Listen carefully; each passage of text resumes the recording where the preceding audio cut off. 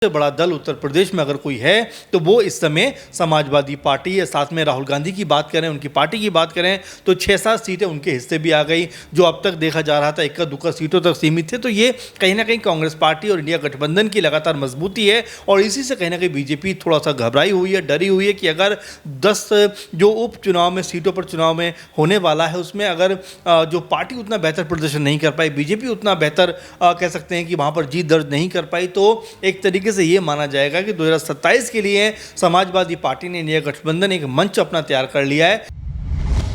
उत्तर प्रदेश के उपचुनाव में क्या एक बार फिर दो लड़कों की कहानी देखने को मिलेगी? उत्तर प्रदेश का उपचुनाव क्या एक बार फिर दो लड़कों की कहानी से एक नए सिरे की शुरुआत दिखाता नजर आ रहा है? ये वही दो लड़के हैं जिन्होंने लोकसभा चुनावों के दौरान उत्तर प्रदेश में जो कमाल किया, सीट शेयरिंग को लेकर जो प्रचार प्रसार पार्टी का किया, उसका फर्क देखने को मिला।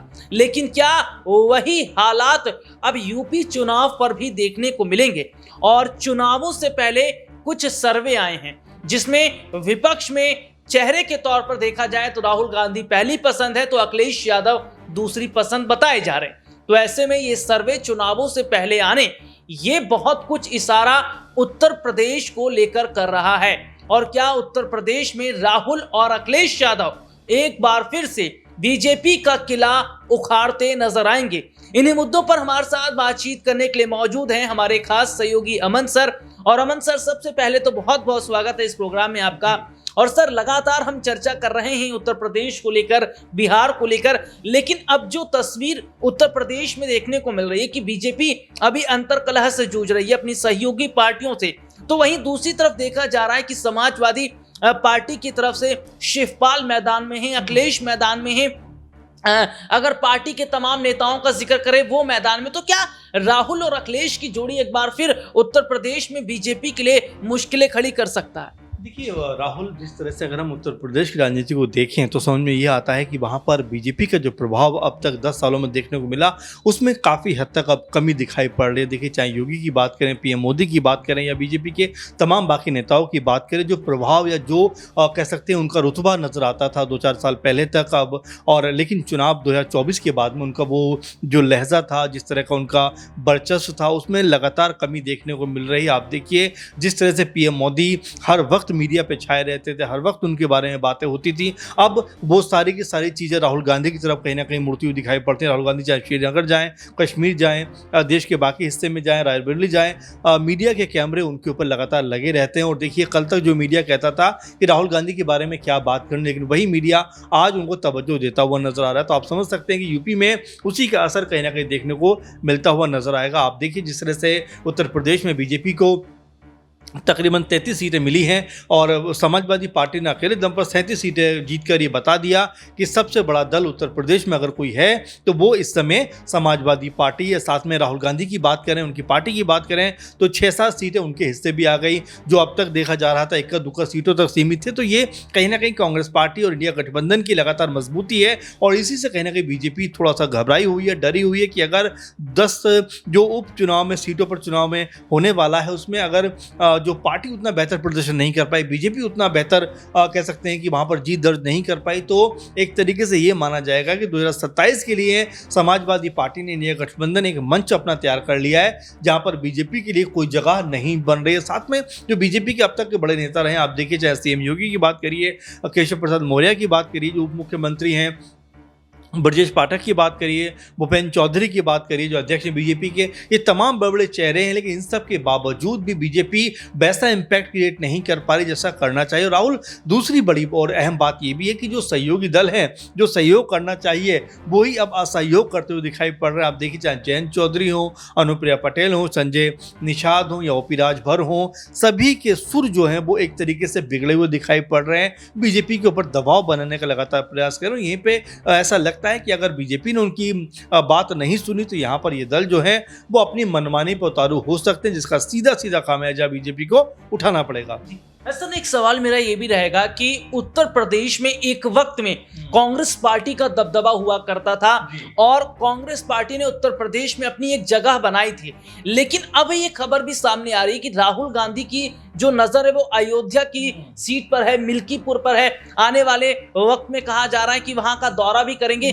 तो क्या जो सियासी जमीन खो चुकी है कांग्रेस पार्टी की, उसको वापस लाने में एक बड़ा अगर कहें तो रोल अदा कर सकते हैं राहुल गांधी? देखिए, मिल्कीपुर सीट की जहाँ तक बात है राहुल, क्योंकि अयोध्या सीट बीजेपी हार चुकी है और देखिए अयोध्या को लेकर या राम मंदिर को लेकर या राम के नाम को लेकर बीजेपी ने ये पूरा का पूरा 2024 का चुनाव लड़ा। आपने देखा जिस जगह पे मोदी जी गए या बीजेपी के तमाम बड़ा नेता गए, यही कहते हुए नजर आए कि जो राम को लाए हैं हम उनको लाएंगे। और उसके बाद लगातार कांग्रेस पार्टी, समाजवादी पार्टी या और जो विपक्षी दल थे वो यही बात कहते हुए नजर आए कि राम को लाने वाला दुनिया में आखिर कौन है, राम सबको लेकर आए हैं, कोई राम को लेकर नहीं आ सकता। इस तरह की तमाम सारी बातें हमने देखा उस वक्त होती हुई नजर आई। और देखिए जिस तरह से अयोध्या में बीजेपी को हार मिली वो सदमे से कम नहीं है। आज भी बीजेपी के चेहरे, भले ही उनके जो कह सकते हैं नेताओं के चेहरे पे रौनक दिखाई दे, लेकिन जैसे ही अयोध्या का जिक्र होगा आप देखिए उनके चेहरे का जो रंग है वो फीका पड़ जाता है। और ये अपने आप में कहीं ना कहीं उस स्थिति की तरह हो जाता है कि मोर अपनी खूबसूरती पे कहीं ना कहीं नाज करता है कि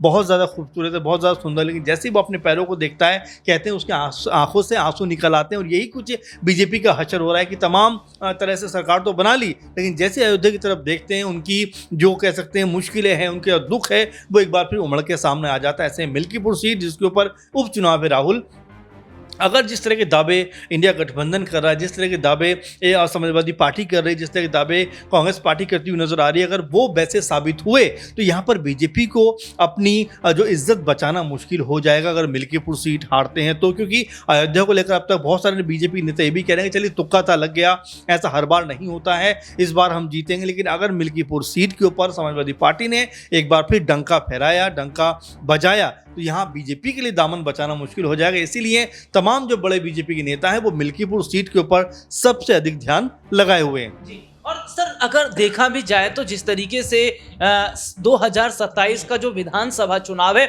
उसको भी इस चुनाव से जोड़कर देखा जा रहा है, तो जो यूपी का उपचुनाव है, अगर मिल्कीपुर जैसी सीट भारतीय जनता पार्टी हार जाती है और योगी आदित्यनाथ ने खुद इस सीट की जिम्मेदारी ली है, तो क्या जो 27 का चुनाव है वो बीजेपी के हाथ से बिल्कुल उसी तरीके से निकल जाएगा जैसे हाथ में से रेत निकल जाती है? जी बिल्कुल राहुल। और देखिए ये कह सकते हैं कि हम जिस तरह से हम लोकतंत्र को मानते हैं कि जनता का फैसला है, जनता जिसको चाहे कुर्सी सौंप सकती है, जिसको चाहे कुर्सी से उतार सकती है। और यही भ्रम कहीं ना कहीं जो है बीजेपी को हो गया था कि हमें कोई हराने वाला नहीं। आपने अमित शाह जी का भाषण सुना होगा, 50 साल तक 60 साल तक बीजेपी को कोई सत्ता से हिला भी नहीं सकता, बीजेपी की सीटें कोई कम नहीं कर सकता। गौरव भाटिया को मैं एक बार प्रोग्राम में सुन रहा था कि कोई भी आ जाए बीजेपी को 400 पार जाने से नहीं रोक सकता। लेकिन जब आंकड़े निकल के सामने आते हैं तो सत्ता के लिए जो बहुमत चाहिए होता है उसके भी लाले पड़ गए। तो ऐसे में आप समझ सकते हैं कि बड़बोलेपन से बेहतर है कि आप अपनी रणनीति के ऊपर काम करो। देखिए हिंदू मुस्लिम का मुद्दा हो, मंदिर मस्जिद का मुद्दा हो, ये बहुत समय तक अब चलने वाला नहीं है। देश समझ चुका है कि अगर मान लीजिए राम मंदिर की बात थी तो कोर्ट का फैसला आया, उसको बनाने की जिम्मेदारी थी वो तमाम लोगों ने उठाई। और जो राम मंदिर समिति है, जो निर्माण समिति, उन्होंने तमाम पैसा इकट्ठा किया, उन्होंने पूरा मंदिर का निर्माण कराया। लेकिन बीजेपी कह सकते हैं कि अब्दुल्ला बेगानी शादी में अब्दुल्ला दीवाना वाली जो स्थिति होती है उसमें कहीं ना कहीं लीन नजर आए कि सारा का सारा क्रेडिट वो लेना चाहते थे। लेकिन आज की डेट में हम जब राम मंदिर से पानी टपकता हुआ देखते हैं, राम राज जो रोड बनाया है वो टूटता हुआ देखते हैं, तो उसकी जिम्मेदारी कौन लेगा? तो ऐसे में बीजेपी अपने हाथ वापस खींचती हुई नजर आती है। लाइटों का मुद्दा भी सामने देखा आपने किस तरह से उछला कि जो लाइटें लगाई गई थी वो लाइट गायब हो गई हैं। और ये तक कहा जा रहा है कि लाइट लगाई कुछ गई थी, बताई कुछ गई, यानी कि इसमें भी करोड़ रुपए घपला हुआ है। तो ऐसे तमाम सारे बिंदु हैं जहां पर बीजेपी को अब सोचने समझने की जरूरत है कि राम के नाम पर वोट, आप धर्म के नाम पर वोट लेने से अच्छा है कि अपने काम के आधार पर आप बात करिए कि भाई हमने ये किया, हमने ये किया, हमने 3 तलाक हटाया, हमने जो है कश्मीर से धारा 370 हटाई, हमने तमाम ऐसे काम किए जो शायद अब तक नहीं हो पाए। लेकिन बीजेपी ने इन सब को दरकिनार करते हुए राम का नाम लेकर वोट मांगे, जिससे शायद अब ऐसा लगता है कि लोग भी उकता गए हैं कि अब धर्म के नाम पर आप कब तक चीजों को करते रहोगे। इसीलिए मुझे लगता है कि अयोध्या में बीजेपी को इतनी करारी हार का सामना करना पड़ा है। जी। और देखिए बाकायदा अगर हम अपने दर्शकों को बताएं कि जो स्थिति इस वक्त बन रही है वो बीजेपी के लिए कड़ी चुनौती तो उत्तर प्रदेश का उपचुनाव है, लेकिन कहीं ना कहीं समाजवादी पार्टी और अन्य पार्टी, खासतौर पर बसपा का जिक्र कर लेते हैं, क्योंकि बसपा काफी समय से उत्तर प्रदेश में कुछ इस तरीके से दिखाई दे रही है जैसे अस्त सूरज जो हो जाता है। तो क्या यहां से नई शुरुआत बसपा करेगी? आकाश के जरिए क्या एक पार्टी को मजबूत देने का काम किया जाएगा? और क्या यहां से अगर मैं बात करूं तो गठबंधन जो है वो भी देखने को मिलेगा? तो क्या इसका असर आगे के चुनावों पर पड़ेगा? तो वाकई ये देखना होगा कि उत्तर प्रदेश का उपचुनाव किस करवट बैठता है और क्या 27 का चुनाव बीजेपी जीत पाएगी या सपा आसानी से जीत ले जाएगी? क्या लगता है आप लोगों को? इस मुद्दे पर कमेंट जरूर कीजिए। फिलहाल आज के लिए इतना ही। आपसे फिर दोबारा मुलाकात होगी, तब तक के लिए इजाजत दीजिए। नमस्कार।